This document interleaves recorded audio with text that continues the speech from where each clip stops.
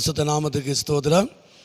இன்றைய தினத்துக்கான தேவனுடைய வார்த்தையானது யோபேல் 2ஆம் அதிகாரத்தில் அந்த 22ஆம் வசனத்தை நான் பார்க்கும் பொழுது, அந்த மத்திய பகுதியிலே வனாந்தரத்திலே மேய்ச்சல்கள் உண்டாகும் என்று சொல்லி பார்க்கிறோம். வனாந்தரத்திலே மேய்ச்சல்கள் உண்டாகும். வனாந்தரம் என்று சொன்னால் ஒன்றுமில்லாத இடம், எல்லாருக்கும் தெரிந்த காரியம்தான். ஒன்றுமில்லாத இடம், எந்த தண்ணீர் வசதியும் இங்கே இருக்காது, செடிகள் புல்வெளிகள் எதுவுமே இருக்காது. அப்படிப்பட்டதான வனாந்தரத்தை தேவன் மேய்ச்சல்கள் உண்டாகும்படி அவர் ஆசீர்வதிக்கிறவர். அப்போ உண்மையாகவே இந்த நாட்களில் வனாந்தரம் போன்ற நம்முடைய வாழ்க்கையை செழிப்பாய் மாற்றுவதில் கர்த்தர் போதுமானவராக இருக்கிறார். வனாந்தரம் போன்ற உங்கள் வாழ்க்கையில் தேவன் இந்த நாட்களில் ஒரு செழிப்பை அவர் உண்டு பண்ணுவார். உங்கள் வாழ்க்கையிலே தேவன் ஒரு மாற்றத்தை அவர் கொண்டு வருவார்.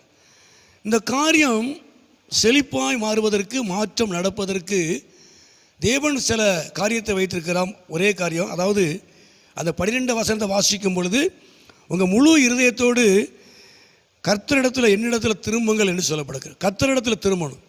முழு இருதயத்தோடு நாம் கர்த்தருக்கு நேராய் திரும்பும் பொழுது வனாந்தரம் போன்ற நம்முடைய வாழ்க்கை, உங்கள் வாழ்க்கை செழிப்பாய் மாறும்.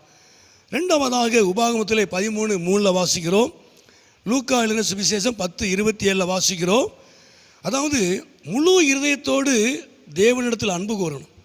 முழு இருதயத்தோடு நாம் தேவனிடத்தில் அன்பு கூறுவதனால நாம் அந்த உலகத்தில் பிழைக்க முடியும், நாம் ஜீவிக்க முடியும். நீ பிழைப்பா என்று வேதம் சொல்லுகிறது. முழு இருதயத்தோடு தேவனிடத்தில் அன்பு கூறுவதனால தேவன் நம்மை இந்த பூமியிலே, இந்த உலகத்தில் அவர் நம்மை பிழைக்க பண்ணுவார், அவர் நடத்துவார்.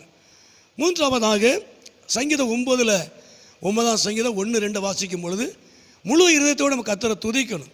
முழு இருதயத்தோடு நம்ம கர்த்தரை துதிக்கிறதுனால அவர் நம்முடைய வாழ்க்கையில் அதிசயங்களை செய்வார். அது மாத்திரமல்ல, அவர் நம்மளை கலிகூற பண்ணுவார். தேவன் நம்மளை கலிகூற பண்ணுகிறவர். நம்ம வாழ்க்கையில் அவர் அதிசயத்தை காண பண்ணுகிறவர், அற்புதங்களை செய்கிறவர்.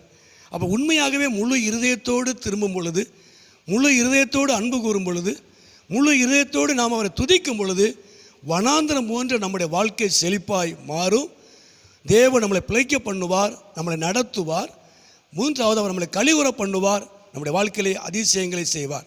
இப்போ உண்மையாகவே கர்த்தர் நாட்களில் உங்கள் வாழ்க்கையில் ஆண்டவர் தாமே ஒரு பெரிதான ஒரு காரியங்களை செய்வார். வனாந்தரம் போன்ற உங்கள் வாழ்க்கையில் தேவன் நல்ல ஒரு செழிப்பை அவர் உண்டு பண்ணுவார், ஒரு மாற்றத்தை கர்த்தர் தருவார், அவர் உங்களை ஆசீர்வதிப்பார். ஜெபம். எங்கள் அதிகமாக நேசிக்க நல்ல பிதாவே, அருமையான ஆண்டவரை இந்த நேரத்துக்காக நன்றி செலுத்துகிறோம். இந்த சத்தத்தை கேட்டுக்கொண்டு அருமையான நம்முடைய பிள்ளைகளையும் குடும்பங்களையும் தேவன் ஆசீர்வதியும், நம்முடைய நாமத்தை மகிமைப்படுத்தும். இயேசுவின் நாமத்தை ஜெபிக்கிறோம் நல்ல பிதாவே. ஆமேன், ஆமேன்.